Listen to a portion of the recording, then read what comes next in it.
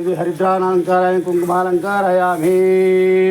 ఓం ఆఘావో అగ్మన్నదబద్ధమక్రంసీదంతగోష్ఠేరణయన్వస్మే ప్రజావదే పురురూపాయ సురేంద్రాయ పూర్వే రుసతో దుహానాః గోదేవతాభ్యో నమః. ధ్యాయామి, ధ్యానం సమర్పయామి. అందరూ ఓం శ్రీ మాత్రే నమ అనుకుంటూ ఉండండి. ఎందుకంటే ఆ సర్వదేవతలలో ఈ గోవులో ఆ సర్వదేవతలు ఉంటారు కాబట్టి ఆ యొక్క మాత గోమాత అంటాం.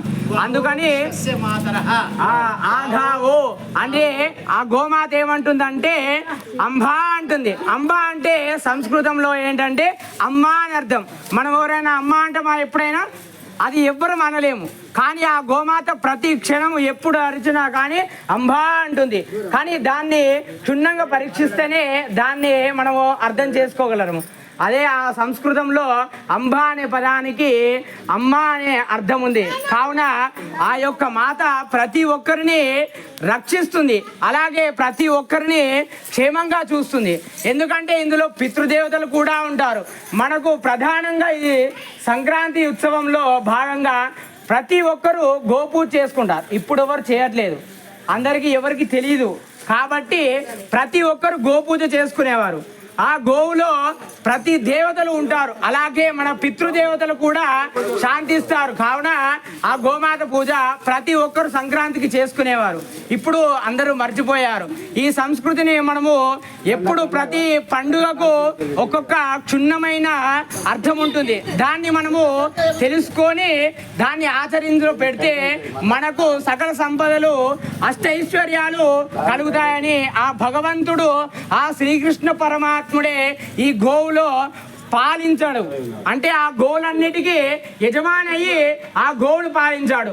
ఆ గోవును తన పిల్లల గ్రోవుతోని మొత్తాన్ని గోవులన్నిటినీ పాలించాడు.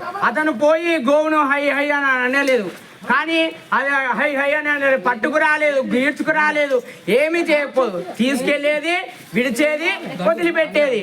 ఇతను ఆ దైవానుగ్రహము తన పాలనను సాగించేవాడు.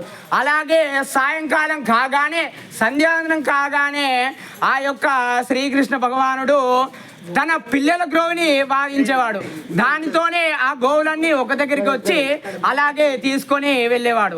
ఇంతటి విశిష్టమైన కలగడం వల్ల మనకు ఈ అదృష్టం ఇచ్చిన ఈ యొక్క గోమాతకు మనము పూజించుకుంటున్నాం. కాబట్టి అందరూ మనసులో కానీ బయటకు ఉచ్చారించినా కానీ ఎప్పుడు కానీ వీలున్నప్పుడు, ప్రతి క్షణము, ప్రతి అనుక్షణము, ఎప్పుడైనా వీలున్నప్పుడు, మీకు జ్ఞానంలో ఉన్నప్పుడైనా కానీ శ్రీమాత్రే నమః అనే ఈ మంత్రాన్ని జపించుకుంటే చాలా శక్తివంతం ఉంటుంది. కావున మనము గోపూజ ప్రారంభిస్తున్నాము. ఆఘావో అగ్మన్నదబద్ధమక్రంసీదంతగోష్ఠేరణయన్వస్మే ప్రధావదే పురురూపాయ సురేంద్రాయ పూర్వే రుసతో దుహానాః గోదేవతాభ్యో నమః. గోమాతృదేవతాభ్యో నమః. ధ్యాయామి, ధ్యానం సమర్పయామి, అక్షతాన్ సమర్పయామి. నవరత్నగజదేవ సింహాసనే సర్వదేవతాభ్యో నమః. ధ్యాయామి, ధ్యానం సమర్పయామి. పసుపు లేకపోతే కుంకుమేయండి. ఓం ఆపోష్ఠానయోపమహాదానోధ్యారాధన. ఆ నీళ్లు ఇలా కలుషంలో నీళ్లు సంప్రోక్షించండి.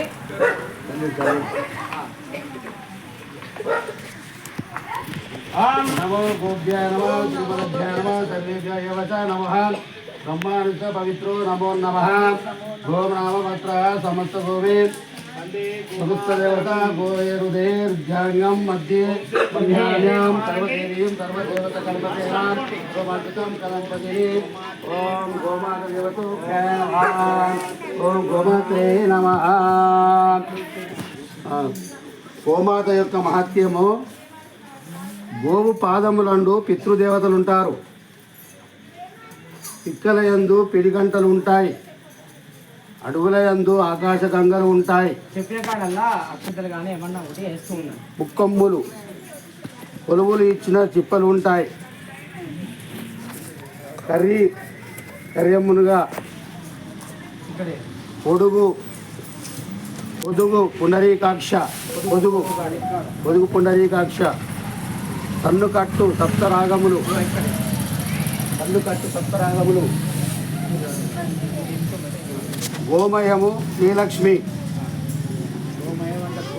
గోపేడ మనకేసింది కదా ఇక్కడ గోపేడ శ్రీలక్ష్మి ఉంటుందట గోపేడలో పాలు పంచామృతములు తోక 90 కోటి ఋషువులు తోక 90 కోటి ఋషులు బొడ్డు పొన్న పువ్వు బొడ్డు కింద కడుపు కైలాసము కిందికేలే కొమ్ములు కోటి గుళ్ళు మొగము దెష్ట దెష్ట మొక్కొద్దు జ్యేష్ఠాదేవి మొగము వెన్ను యమధర్మరాజు వెన్ను యమధర్మరాజు ముక్కు సిరి వెన్ను అంటే అది వెన్ను మీద అది వెన్ను ముక్కు ఇగో ఈ ముక్కు ఇక్కడ తాడు కట్టిన ముక్కు సిరి కళ్ళు కలువరేకులు చెవులు శంకారావం చెవులు నాలుక నారాయణ స్వరము నారాయణ రూపం నాలుక దంతములు దేవతలు పళ్ళు పరమేశ్వరి నోరు లోకనిధి ఇది దేవేంద్రుని భార్య శశీదేవి బ్రహ్మదేవుని భార్య సరస్వతీదేవి శ్రీమన్నారాయణుని భార్య లక్ష్మీదేవి శ్రీరాముల వారి భార్య సీతాదేవి గోపాలకృష్ణమూర్తి భార్య రుక్మిణీదేవి ఈశ్వరుని భార్య పార్వతీదేవి వశిష్ఠుల భార్య వారి అరుంధతీదేవి వీరంతా కూడి ప్రాతకాలమున లేచి ఆడవారు చేసిన పాపములు ఎలాగును పోవునో కృష్ణ అని అడిగినారు. పొద్దుటే లేచి గోమహత్యము